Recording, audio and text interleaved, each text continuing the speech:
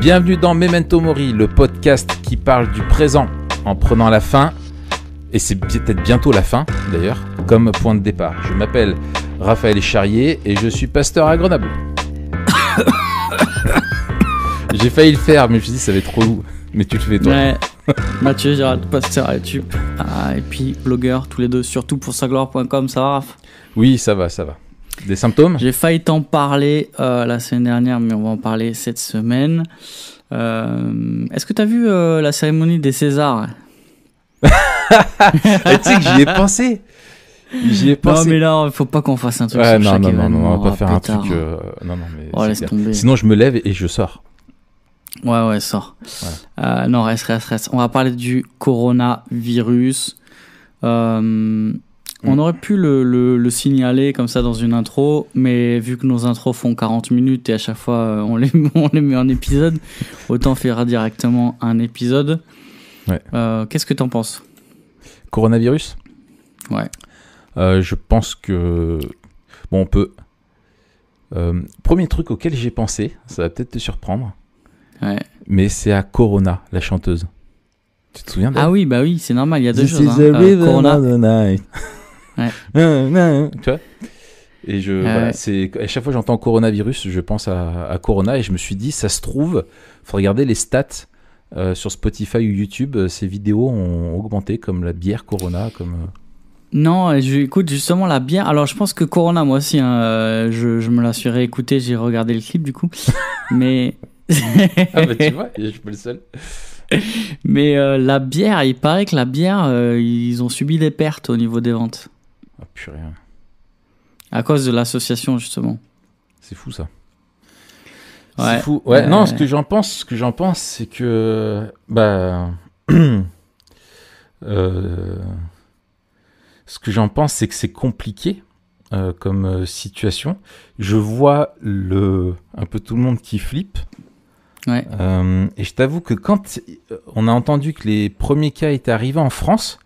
Toi, t'as flippé, toi. Je me suis dit, T'as eu un coup de flip. Ça, ouais, je me suis dit, non, franchement, ça y est, je suis pas bien. Dans le sens où j'ai commencé à avoir de la fièvre, tousser et tout ça. Des mecs qui se baptisent d'un coup. Non, mais je pense qu'il y a deux réactions de base. Mais je pensais pas que ça arriverait en France. Tu vois, j'y croyais pas un seul instant. Ah ouais? Pour moi, c'était un truc en Chine, ça allait rester confiné. Tu croyais que c'était comme Tchernobyl ou quoi, que ça allait s'arrêter aux frontières? Ouais, c'est ça. Non, mais honnêtement, je pensais pas que ça allait tant se propager que ça dans le monde. Je trouvais qu'ils en faisaient un peu des caisses au début, tu vois, parce que ça fait bien, tu vois, un virus qui arrive en Chine, dans un truc, machin. Enfin voilà, t'entends des villes coupées du monde et tout, tu te dis ouais, ça a un côté un peu entertainment, tu vois, quand tu regardes ça de loin et que tu prends pas trop ça au sérieux, tu dis ouais, c'est comme dans les films, tu vois, tu penses à 28 jours plus tard, tous ces films-là, tu sais, Contagion, tout ça là. Donc bref, pas que tu te marres, mais voilà, t'es un petit peu détaché, c'est pas trop réel. Et puis quand on dit non, c'est arrivé là en France, et que t'entends parler de tous les morts qu'il y a eu, et que tu vois un peu l'OMS qui se met sur le coup, les épidémiologistes qui s'enchaînent sur les plateaux de télé et tout, tu te dis ah ouais, non, mais non. Ouais. Mais je pense de base, hein, suivant ta personnalité, t'as plus tendance soit à flipper assez vite, soit à trop relativiser. Et ouais, du coup, voilà, l'idée avec cet épisode, c'était de rapidement faire un point sur la situation, mais surtout de se demander comment on peut aborder ça, cette pandémie. Hein. Donc, on parle de pandémie et plus d'épidémie. Donc, c'est vraiment global. Comment on peut aborder le coronavirus avec une vision biblique du monde? Déjà, comment comprendre, et ensuite, comment réagir. Je trouvais que c'était important peut-être de poser des balises puis d'en discuter ensemble. Ouais. Un épisode sponsorisé par le gel hydroalcoolique Sanitol 2. Hein. Ouais. Et par le ministère du Tourisme de Chine. Oh putain. J'ai vu qu'il y a eu un article qui a été écrit là sur comment produire ton gel hydroalcoolique maison. Ah ouais? Ouais. Mais j'ai pas... Bah, t'achètes de la vodka, t'en verses sur les mains toutes les demi-heures et c'est bon. J'ai pas encore regardé comment faut faire. Yes. Bah alors, yes. la question, c'est comment réagir à la pandémie avec sagesse. En tant que chrétien, en tant que citoyen, en tant que membre d'église, quoi. Un petit peu, c'est ça. Ouais. C'est un petit peu ça la question. Toi, comment tu réagis, comment tu te positionnes? Moi, je te disais que sur le coup, j'ai un peu flippé, mais après, enfin, c'est sur le moment, tu vois, je me dis, ah, c'est dingue quand même, ça arrive et tout ça. Après, bon, voilà, j'ai relativisé, mais toi, comment tu vis le truc? Ouais, écoute, bah justement, moi, dans mon couple, on a eu deux réactions assez différentes. Et moi, j'étais plutôt pas le sceptique, mais je disais, ouah, ça va, c'est. Euh, et Puis elle a éternué dans la pièce, tu t'es jeté par la fenêtre. non, et après, moi, ce qui m'a aidé, c'est justement de faire le point sur la situation et de dire, ok, c'est vrai, là, on est plus dans, c'est loin, ça arrive, et ça a des vraies conséquences. Ça a des vraies conséquences sur la vie du pays. Et puis, il y a des morts, enfin, il y a des mises sous quarantaine. Et donc, on peut pas l'ignorer, tu vois. On peut pas l'ignorer. Il y a quand même un taux de mortalité qui est 3 fois supérieur, je crois, à la grippe virale. Parce que c'est vrai que c'est méconnu, mais la grippe virale, la grippe saisonnière fait énormément de morts par an. Donc, et puis, c'est vrai que moi, j'étais de ceux qui disaient, ouais, mais attendez, t'as vu le nombre de morts de la grippe par an et on n'en fait pas des caisses et tout. La situation est un petit peu différente parce que le taux de mortalité est quand même plus élevé concernant le coronavirus. Et ensuite, au niveau des traitements, ben, on sait pas trop comment traiter le machin, quoi. C'est ça, c'est qu'il n'y a pas de vaccin. Alors, non seulement le prévenir, mais même le traiter. Une fois qu'on l'a, suivant ton état à la base, c'est chaud, quoi. Bon, comme la grippe en général, mais là, ça a quand même des trucs particuliers. Bref, ouais. Du coup, je me suis dit... Enfin, moi, je pensais au début, tu sais, comme il y a eu, quand il y avait la grippe H1N1, à l'époque où tu avais, c'était Roselyne Bachelot, je crois, qui était encore ministre, qui avait commandé je sais pas combien de stocks de vaccins qui en fait s'étaient avérés inutiles. J'avais l'impression au début qu'on était un petit peu dans une surréaction, tu vois, comme ça en disant bon voilà c'est une nouvelle grippe, voilà on en fait des caisses, sauf que en fait effectivement il n'y a pas de vaccin contre un coronavirus, c'est pas tout à fait le même que la grippe, et au niveau de la contagiosité c'est quelque chose aussi de très très élevé. D'où cette propagation si rapide. Ouais, c'est ça. Alors, bon, pour les faits, là maintenant, ok, c'est dans le monde aussi, on voit les chiffres qui s'affolent de jour en jour qui grandissent. C'est bien présent maintenant chez nous aussi. Toi, en tant que chrétien, avec ton regard chrétien justement, comment tu vois un petit peu ce qui se passe? Ouais. Bah déjà le truc à se rappeler avec notre vision biblique du monde, c'est qu'on vit dans un monde déchu, et que ce virus-là, comme les autres et comme les épidémies, c'est d'abord le résultat de la vie dans un monde déchu. Donc attention au complot, attention aussi peut-être aux lectures apocalyptiques, que ce soit des complots politiques ou des complots évangéliques. Mais tu vois, pour moi, voilà, c'est ça. D'abord rappeler, on vit dans un monde déchu et la maladie, en règle générale, fait partie de l'héritage du péché. Et c'est la première chose, c'est-à-dire accepter que malheureusement, cette épidémie, comme d'autres, font partie de la réalité et du quotidien dans un monde déchu. Donc pour moi, ça, c'est la première balise, tu vois. Ouais. C'est rien de nouveau sous le soleil, quoi, finalement. C'est ça. Et puis quand on regarde, il y a d'autres pandémies. Alors celle qui revient souvent, c'est celle je crois que c'est en 1918.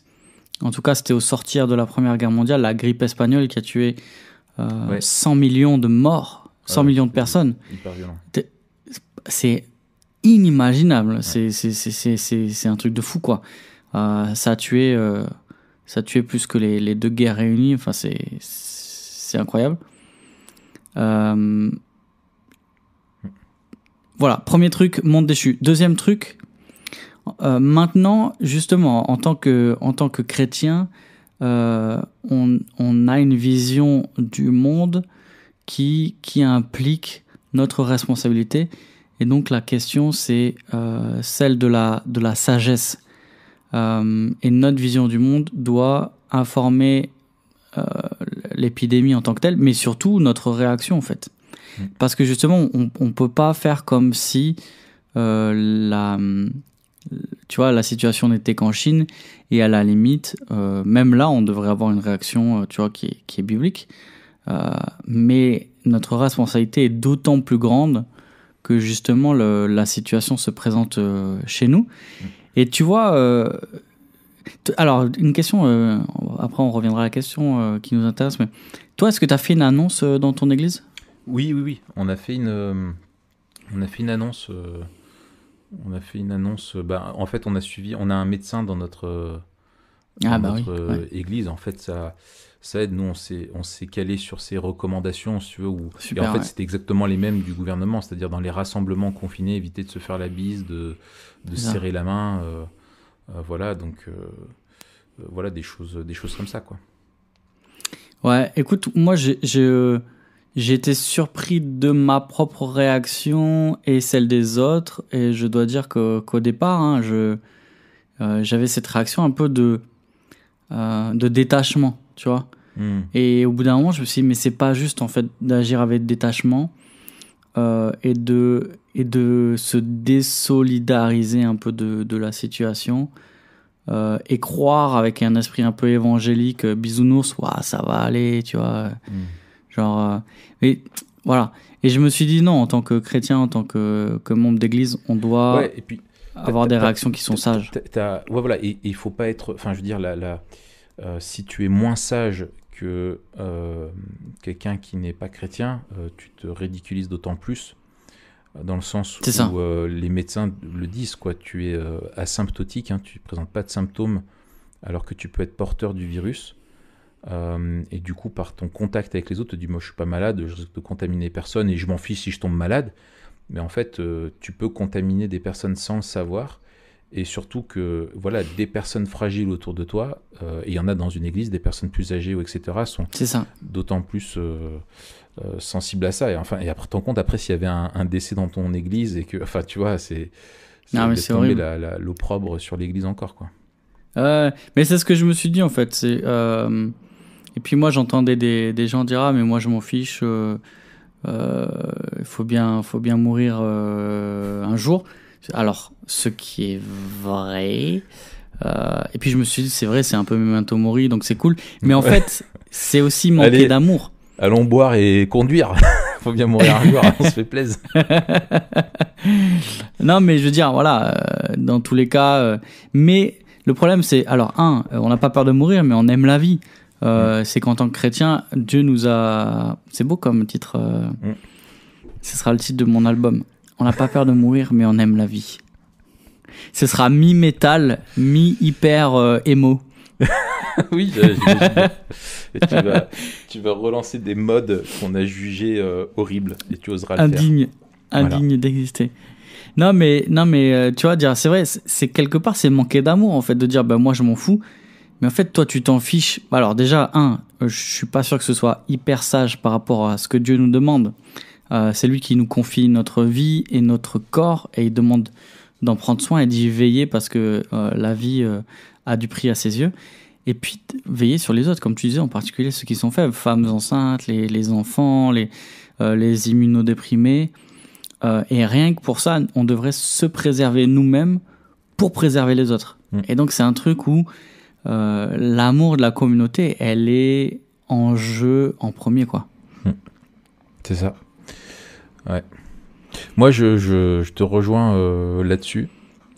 Moi, tu vois, j'ai la question. Alors, je pense qu'il y a aussi se rappeler la souveraineté de Dieu. ou dans une vision biblique du monde, c'est-à-dire qu'on est dans un monde déchu, mais un monde sur lequel Dieu est toujours souverain et rien n'échappe à son contrôle, et on n'est pas livré à un virus qui... on n'est pas livré sans défense, sans un Dieu qui gouverne, ou un virus, celui-là ou un autre, pour arriver et éteindre l'humanité sans qu'il y ait possibilité d'espoir. Enfin, ça rejoint un petit peu notre memento mori, tu vois, mais sans qu'il y ait de sens, sans qu'il y ait, Dieu a ce monde dans sa main, et rien n'échappe à sa souveraineté. L'autre chose aussi, moi, tu vois, il y a la question qui m'a été posée, c'est est-ce que c'est un jugement de Dieu ? On est dans un monde on l'a dit, on est dans un monde déchu, mais est-ce que ce virus qui arrive, c'est un jugement de Dieu contre, je sais pas, le communisme chinois, et puis ça s'étend à nous, En gros, si tu habites dans certaines parties du monde et que tu reçois ça, bref, c'est que ici, l'homme est pire qu'ailleurs. Alors moi, ma réponse, ça a été de rappeler ce que tu as dit, hein, que c'est plutôt les conséquences d'un monde qui est déchu, où bien sûr il y a un lien avec le péché, c'est parce que c'est à cause du péché que le monde est déchu, et ce monde-là nous fait souffrir parce qu'il dysfonctionne, mais que il faut être très très très prudent avant de faire un lien direct avec le péché. On souffre dans ce monde de façon indirecte à cause du péché. Et à cause donc de ce monde qui est déchu. C'est pas les gens de Wuhan ou d'autres endroits ne sont pas pires que d'autres. C'est un monde qui est déchu, et ça tombe sur eux comme ça pourrait tomber sur toi. Et c'est l'exemple de la tour de Siloé. Quoi. Voilà, bien sûr. C'est en Luc 13 où Jésus dit voilà, vous croyez que ça leur est tombé dessus parce qu'ils étaient pires que vous. Non, mais vous, repentez-vous de peur qu'il vous arrive quelque chose de pire. Et on voit qu'il utilise ça pour rappeler justement que non, ils sont pas plus pécheurs que vous, mais vous aussi vous êtes pécheurs, donc si vous vous repentez pas, il va arriver quelque chose de pire. Donc voilà, c'est important, et je pense aussi que s'il y a un lien direct, il me semble que Dieu ajoute la parole à l'événement. C'est ce qu'on voit dans les Écritures, c'est que la révélation spécifique, verbale de Dieu, interprète la révélation générale. Si on prend l'exemple de Joseph, il y a une invasion de sauterelles sur Juda, mais c'est pas une invasion de sauterelles comme les autres. Il y en avait eu avant, il y en aura après, mais celle-là, Dieu dit que c'est un jugement. Quand dans l'église de Corinthe, il y a des malades, Paul dit ils sont malades parce qu'ils ont fait ça. Enfin voilà, il vient interpréter. Ou pareil dans Romains 1, quand il parle de tous les dérèglements sexuels et que Dieu les a livrés aux conséquences de ça. Donc je pense qu'il faut être vraiment très prudent et surtout pas rentrer là-dedans. Ça c'est évident, quoi. Ok. Et alors, si on se met sous la casquette citoyen, qu'est-ce que toi tu te dis en tant que citoyen par rapport à ce que dit ce que disent nos politiques, le gouvernement, les médecins, enfin c'est quoi notre rôle, comment on doit réagir en tant que citoyen? Bah déjà, je pense suivre les recommandations de l'État et pas rentrer dans un délire un peu complotiste où on remet en cause à la fois la véracité des informations qui nous sont données et la pertinence des recommandations qui sont préconisées. Je pense que les pouvoirs publics prennent leurs responsabilités dans cette crise-là. Pour l'instant, je vois la réponse du gouvernement assez proportionnelle à la crise que l'on vit. Avec des décisions qui sont alors certaines courageuses, certaines on les attend encore. Il y a un peu deux poids deux mesures suivant les événements qui sont annulés ou pas. Il y a un peu des incohérences, on a l'impression dans certains trucs. C'est ça. Mais en tout cas, certaines choses. En tout cas, voilà, la communication et la manière d'aborder la crise pour l'instant, je la trouve assez sage. En tant que citoyen, il me semble la moindre des choses, justement, c'est d'aller dans le même sens que le gouvernement pour assurer aussi une certaine cohésion et être un artisan de paix. Il me semble qu'il faut faire attention justement aux comportements qui pourraient être des comportements divisifs et qui alimenteraient une certaine confusion en plus d'une espèce de paranoïa qui est parfois fondée sur pas grand-chose et parfois fondée sur des revendications politiques. Donc on se sert de ça pour alimenter un peu une espèce de vindicte qu'on a contre les politiques. Donc voilà, le minimum pour moi en tant que citoyen chrétien, c'est de montrer qu'on est soumis aux autorités dans la mesure où elles font ce qui est bien et qu'en faisant cela aussi, on préserve encore une fois ceux qui sont autour de nous, puisque toutes les mesures qui sont prises, elles visent pour l'instant à endiguer la propagation du virus. Et pour moi, ce serait malvenu de dire on s'en fiche, je fais ce que je veux, avec un esprit un peu franco-français. Ouais. Je fais ce que je veux, dans tous les cas, le gouvernement, je m'en fiche. C'est ça. Je me demandais la ville sous quarantaine, ce que ça donnerait en France. Exactement. Les gilets jaunes. C'est parti. Ouais. Ouais. Non, et puis voilà, ne pas céder non plus à la panique, être sage et ne pas céder à la paranoïa. Et c'est ça, pour moi, avoir une situation éclairée, puis être au courant, tu vois, c'est à la fois ne pas tomber dans une espèce de scepticisme qui fait prendre la situation un peu à la légère, et d'un autre côté, voir la situation telle qu'elle est, et ne pas non plus tomber dans des excès qui nous feraient faire ou dire n'importe quoi.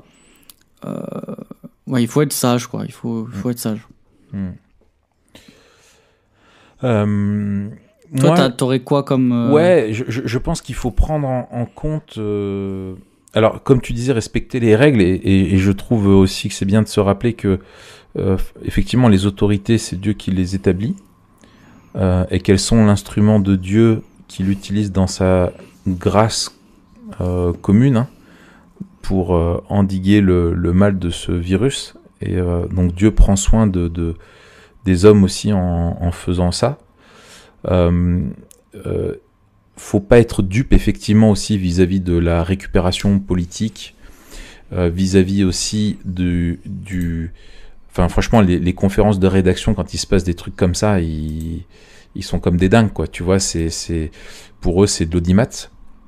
Donc ouais. C'est du chiffre. Et pareil pour l'opposition. Hein. Donc ouais voilà, en fait tout le monde peut trouver son bien sûr. son offre là-dedans et tirer son épingle du jeu. Voilà, exactement. Et puis tu peux avoir des comment dire des personnes qui vont être là avec on te dit sur la télé attention, faut pas tomber à la psychose, mais en même temps ils enchaînent les émissions spéciales et les alertes, etc. Enfin tu vois, t'as un peu ce paradoxe qui est là.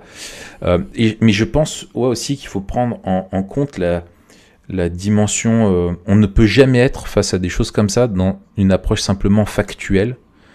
Il y a toujours une approche aussi psychologique, émotionnelle, une dimension émotionnelle qui est très forte et qui forcément va avoir une influence sur notre comportement selon notre type de personnalité, le contexte où on est, etc. L'éducation qu'on a reçue et toutes ces choses-là et la façon dont on s'informe.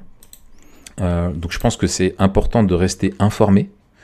Mais de pas tomber dans le truc, je veux dire, si tu regardes 10 fois par jour l'évolution des stats du virus et que que tu tombes dans un excès, tu vois, de précaution à t'enfermer chez toi, à plus scolariser tes enfants, alors que tu es dans une région où ça va, tu vois. Bon, c'est un petit peu excessif et tu risques de semer le virus de la peur, en fait, le paranovirus. Le paranovirus, excellent. Donc du coup, voilà, faut rester mesuré. Mesurer, je pense, c'est ça. Pas tomber dans un excès de confiance ou de paranoïa, quoi. Excellent. Et en tant qu'église, on parlait de la mienne, on a fait ça. En tant qu'église, ouais, comment on réagit à ça ? Écoute, moi j'ai fait une annonce aussi dimanche. Il me semblait important, de rappeler que voilà, que c'est justement une réalité. Donc voilà, faire le point sur la situation, sans tomber ni dans un excès ni dans l'autre. Et justement, j'étais tombé sur une citation d'un virologue, d'un médecin virologue. Je te la lis, que j'ai trouvé vraiment intéressante. Il dit... alors attends, faut que je retrouve. Désolé. Alors, en attendant, Un virologue, ouais. Ah non, c'est bon, je l'ai. Ouais. Il dit « La situation est inquiétante car il s'agit d'une nouvelle maladie, mais il y a une différence entre une inquiétude qui entraîne une vigilance et une panique qui ne sert à rien. » Et j'ai trouvé ça assez juste, tu vois. Donc moi, j'ai préconisé de suivre les recommandations du gouvernement et d'adopter des gestes simples qui endiguent la propagation du virus. Rappeler aussi qu'il s'agit là d'une question de responsabilité, mais aussi de charité, que l'on se doit alors les uns les autres, à la fois dans la société mais aussi dans l'Église, et en particulier dans l'Église, rappeler tout simplement que même si on ne se fait pas la bise ou on ne se serre pas la main, on s'aime quand même, et il n'y a pas de problème. Faire attention aux égos froissés, ça peut arriver vite. Et aussi respecter les choix des uns et des autres. De latin, tu sais, alors c'est hyper tactique chez nous, c'est même pas juste la Bible, on se prend dans les bras, c'est violent, tu sais, on était tous empruntés dimanche matin, on était là, c'est ça. Bonjour, on savait pas le signe scout, tu sais, le salut militaire, Ah mais chez nous c'était un peu pareil, tu sais, on se regardait genre oui, non, on y va pas. C'est ça. Et voilà, j'ai juste dit respectons les choix des uns et des autres. Si certains se sentent la liberté de faire la bise ou voilà, ok, mais dans tous les cas, ne pas imposer ni ne pas se froisser si l'autre préfère ne pas. Ça me semble important.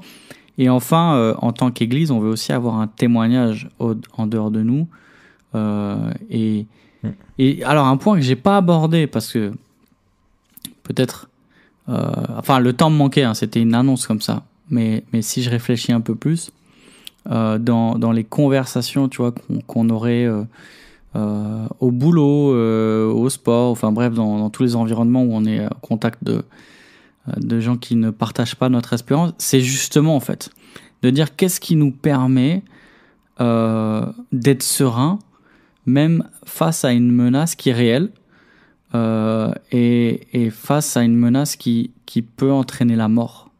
Et c'est là où, à mon avis, on a une apologétique ici qui peut être intéressante par rapport à une situation de crise où non seulement on doit avoir une démarche sage, mais aussi où on doit se saisir de la situation pour dire mais en fait moi j'ai pas peur, pas parce que je ferme les yeux, pas parce que je fais l'autruche, pas parce que j'ai un déni de la situation, je suis pas en train de me résigner, mais en fait je sais que Dieu est au contrôle de la situation.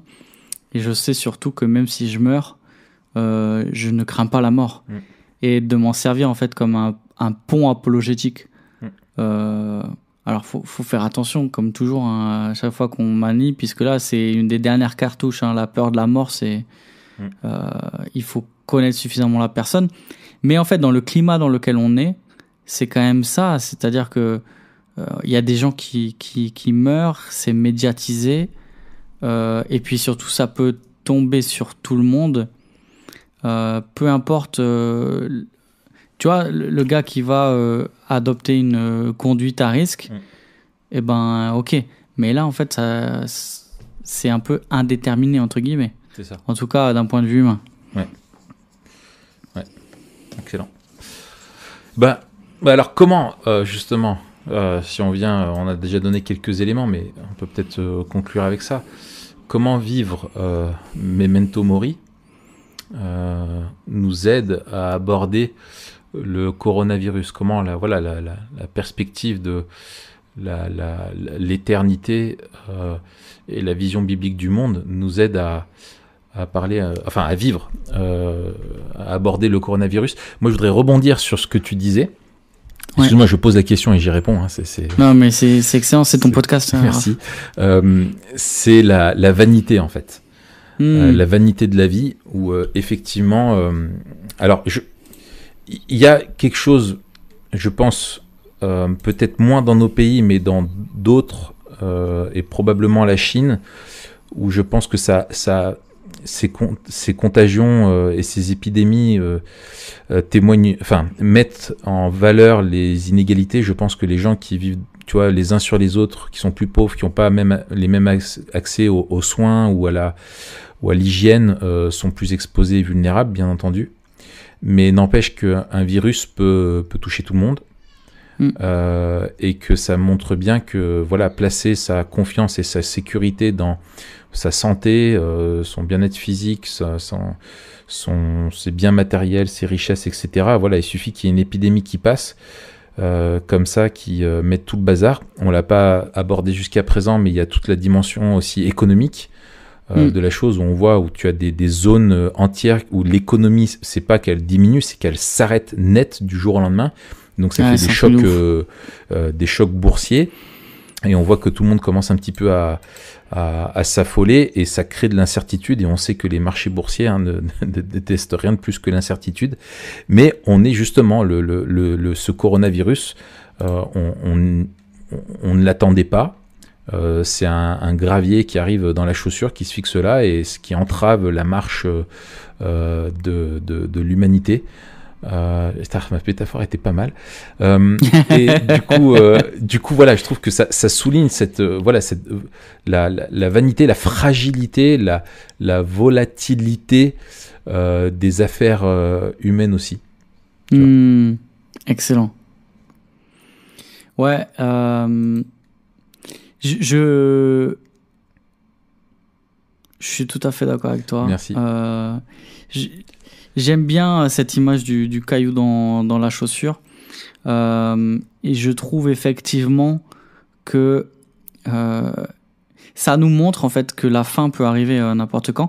Et ça questionne la notion de progrès aussi, qu'on érige un peu comme l'ultime Dieu. Et on se rend compte que on n'est pas prémuni contre ce qui arrive, qu'on n'avait pas prévu. On peut pas le prédire. Et finalement, voilà, on est pris de court. Un autre truc, c'est que notre vision Memento Mori, elle devrait nous aider déjà à nous détacher d'un matérialisme, d'un excès de confort, qu'une sorte d'épidémie comme ça nous rappelle très très très fort et très violemment, qui est que au final, dans ce genre de trucs, et tu le vois hein, dans les films qu'on a cités ou les séries ou les trucs, il est question de soit de fin du monde, soit de pandémie, soit de truc. Le seul truc que t'as, c'est ta peau, quoi. C'est tu sauves ta peau et les tiens. Et c'est ce truc de Walking Dead, tout ça, quoi. C'est ça. Et t'es dans un bâtiment qui brûle, tu te casses, quoi. Tu cours. Et là, le truc du coronavirus, ça nous enlève tout artifice, et finalement, ça nous isole et on est presque devant Dieu. C'est-à-dire que, à un moment donné, tout ce qu'on a pu acquérir, que ce soit, comme tu l'as dit, l'argent, les possessions, mais aussi le prestige, les amitiés, les trucs, tout ça, au final, on se pose la question, et si demain je suis malade, ça veut dire que je peux mourir. Et si je peux mourir, ça veut dire que tout ce en quoi je mets ma confiance ne me sert à rien. Et on va se retrouver devant Dieu. Et franchement, devant Dieu, on sera tout nu. On n'aura pas à faire valoir ni nos possessions, ni quoi que ce soit. Sinon, la foi qu'on aura mise ou pas en Christ. Et il me semble que vivre Memento Mori, ça nous aide à aller à l'essentiel et à l'urgence, encore une fois, de la détermination par rapport à l'évangile. Et à chaque fois qu'on parle de la mort, on parle de ça. Même quand on parle des idoles de manière un peu lointaine, assez vite, il y a l'idée de la mort qui arrive. Et quand la mort arrive, toutes tes idoles te fuient encore. En fait, c'était quelque chose sur lequel tu t'appuyais, comme c'est comme si c'était un rocher sur lequel tu t'appuyais, et puis au moment où la mort arrive, ce rocher il vient sur tes épaules et ça t'écrase, quoi. C'est tu vois, un retournement. Ouais, excellent. Ouais, non, mais c'est vrai. Et je pense que, effectivement, par rapport à l'urgence et tout ce que tu disais, Dieu utilise ça comme moyen aussi d'interpeller les hommes et de leur montrer justement la fragilité de leur vie. C'est Jacques qui dit ça, il dit à vous qui dites demain nous ferons ci, ça, etc. C'est Jacques 4. Dieu rappelle la fragilité de l'existence humaine et c'est un moyen de nous pousser à nous tourner vers lui. Je l'ai évoqué aussi rapidement tout à l'heure. Je pense que là aussi Memento Mori nous aide, c'est de se dire voilà, on va vers un destin qui est certain, dans une histoire où il y a un créateur de cette histoire, quelqu'un qui la contrôle. Et ça doit notre comportement vis-à-vis du virus ne doit pas être comme si Dieu n'existait pas. Et donc, je reprends ce que je disais tout à l'heure, si tu passes ton temps sur les fils d'actualité et que tu es pris par de l'anxiété générale, justement pour moi c'est se tromper et c'est oublier le fait que voilà, Dieu est là et qu'il contrôle tout. Et bien sûr ça doit aussi nous rappeler, et ça fait partie, ce virus, comme tout ce qui se passe dans ce monde, et l'augmentation de la rébellion contre Dieu, l'augmentation des souffrances de la création. On relit Matthieu 24, 25, on pense à Romains 8, nous dit que voilà, ça fait partie des signes des temps et qu'on est dans un monde qui est en souffrance, mais ces souffrances vont vers un climax, vers le retour de Christ, et du coup il ne faut pas s'étonner. Et c'est ça, il ne faut pas être étonné non plus par tout ce qui se passe. Christ nous a prévenu que ça serait ainsi. Et au contraire, ça doit fortifier notre foi, et non pas nous faire douter, fortifier notre foi que effectivement Dieu nous a prévenu et ça se passe comme il nous l'a dit, quoi. Donc voilà un petit peu. Excellent. Yes. Eh bien, on a fait le tour, je pense. Pas mal. En tout cas, on a quelques pistes. Voilà. Donc, faut se laver les mains 30 secondes. Et frotter. Oui.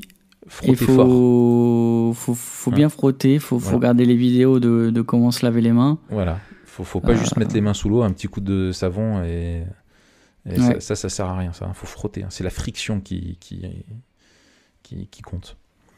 Voilà. Ne touchez pas les boutons d'ascenseur.